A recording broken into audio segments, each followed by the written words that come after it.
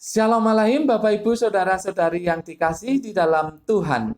Kita bertemu untuk pembelajaran firman Tuhan. Mari kita berdoa. Bapa, di dalam nama Tuhan Yesus, sebentar kami akan belajar firman-Mu. Mohon Roh Kudus yang akan menolong kami, sehingga kami bisa memahami kebenaran firman-Mu ya Bapa. Dalam nama Tuhan Yesus. Haleluya. Amin. Bapak Ibu Saudara-saudari yang dikasihi dalam Tuhan, hari ini Rabu tanggal 2 September 2020, kita akan belajar dari Kisah Para Rasul pasal yang ke-9 ayat 32 sampai 35. Kisah Para Rasul pasal yang ke-9 ayat 32 sampai 35.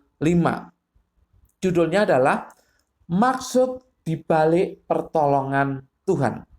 Maksud di balik pertolongan Tuhan. Bapak Ibu Saudara-saudari yang dikasihi dalam Tuhan, segala sesuatu yang terjadi tentu ada maksudnya. Sekalipun seringkali kita tidak bisa melihat secara kasat mata. Termasuk ketika Tuhan memberikan pertolongan kepada seseorang.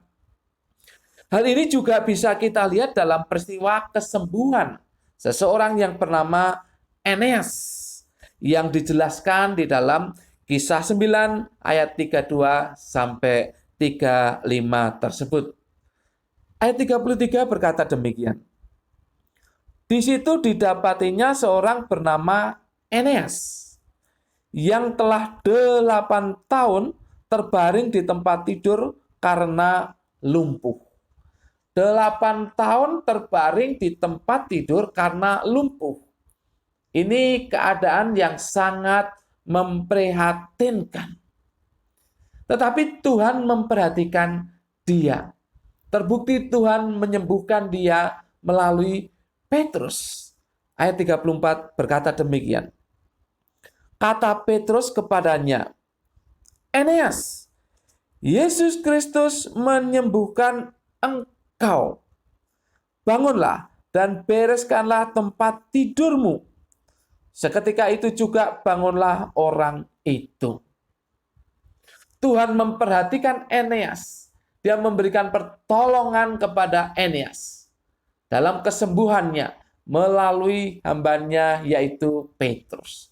Menariknya, Petrus mengatakan dengan jelas pribadi yang menyembuhkan itu. Dikatakan di sana, Yesus Kristus menyembuhkan engkau. Yesus Kristus menyembuhkan engkau. Nama itu luar biasa.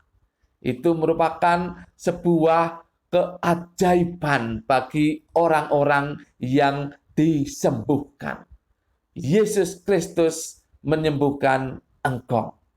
Bapak Ibu Saudara-saudari yang dikasihi dalam Tuhan, ada hal yang lain yang menarik.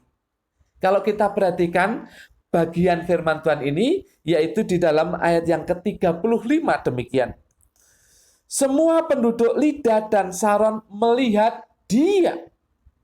Lalu mereka berbalik kepada Tuhan. Saya ulang ini. Semua penduduk Lida dan Saron melihat dia. Lalu mereka berbalik kepada Tuhan. Penduduk Lida dan Saron melihat Eneas yang tadinya lumpuh dan kemudian bisa berjalan. Itu yang dilihat oleh penduduk Lida dan Saron. Mereka melihat dia. Tetapi menariknya kalimat terakhir ini. Lalu mereka berbalik kepada Tuhan. Lalu mereka berbalik kepada Tuhan. Kata berbalik di dalam bahasa Yunani yang dipakai di sini adalah epistrepho. Epistrepho. Itu sama saja artinya dengan kembali ke. Kembali ke. Kalau di sini dikatakan Tuhan berarti kembali ke Tuhan. Sebetulnya ini maknanya bertobat. Bertobat. Kesembuhan Eneas menjadi sebuah kesaksian. Kesembuhan Eneas menjadi kesaksian bagi penduduk Lida dan Saron. Karena mereka kemudian berbalik kepada Tuhan.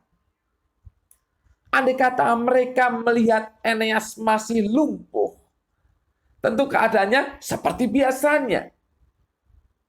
Tetapi ini mereka berbalik kepada Tuhan. Mereka bertobat setelah melihat Eneas yang sudah disembuhkan oleh Yesus Kristus melalui hambanya Petrus tersebut.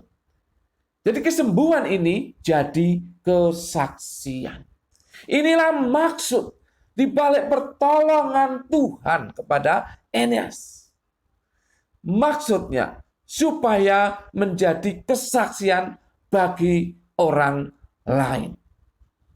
Bapak Ibu, ada 3 hal yang bisa kita terapkan dari peristiwa ini.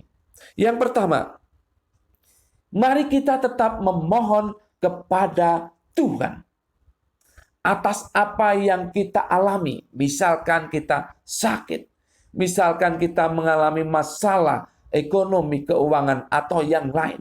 Kita tetap memohon kepada Tuhan. Jangan berhenti memohon kepada Tuhan. Yang kedua, mari kita berkomitmen untuk mau dipakai sebagai alat Tuhan, sebagai kesaksian bagi orang lain. Mari kita berkomitmen. Jadi sebelum Tuhan menjawab permohonan kita punya komitmen bahwa kita mau dipakai sebagai alat Tuhan untuk kesaksian bagi orang lain, di hadapan orang lain. Yang ketiga, ketika kita sudah ditolong oleh Tuhan, segera jadi saksi. Segera jadi saksi. Ketika Bapak, Ibu, Saudara-saudari sudah disembuhkan oleh Yesus Kristus, segera jadi saksi. Ketika sudah dipulihkan keadaan ekonomi, keuangan Bapak, Ibu, Saudara-saudari, segera jadi saksi. Ketika sudah dipulihkan dari tekanan-tekanan kehidupan ini, segera jadi saksi. Itulah maksud Tuhan menolong Anda. Maksud Tuhan memberikan pemulihan kepada Anda, kesembuhan kepada Anda. Itu untuk Anda menjadi saksi bagi orang lain.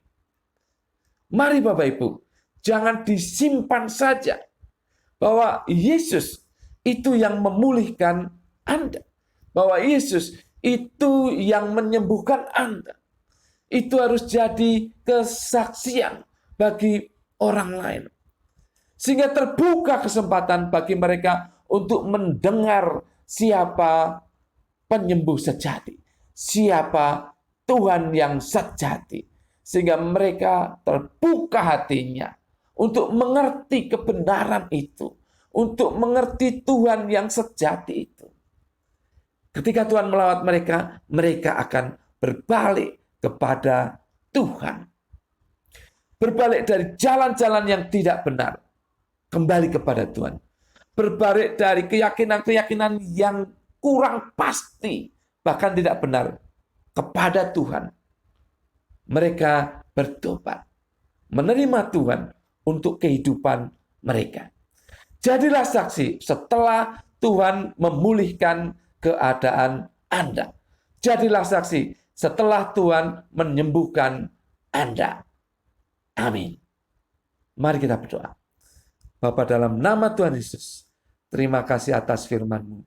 Dan biarlah kami dimampukan untuk merenungkan dan melakukan firman Tuhan ini. Supaya kami menjadi saksi bagi orang lain.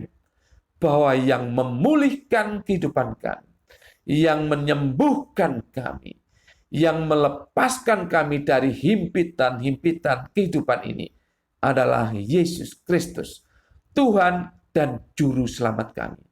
Terima kasih Bapa. Dalam nama Yesus, kami berdoa dan mengucap syukur. Semua yang siap untuk menjadi saksi bagi orang lain. Berkata, amin. Tuhan memberkati Bapak Ibu, saudara-saudari senantiasa.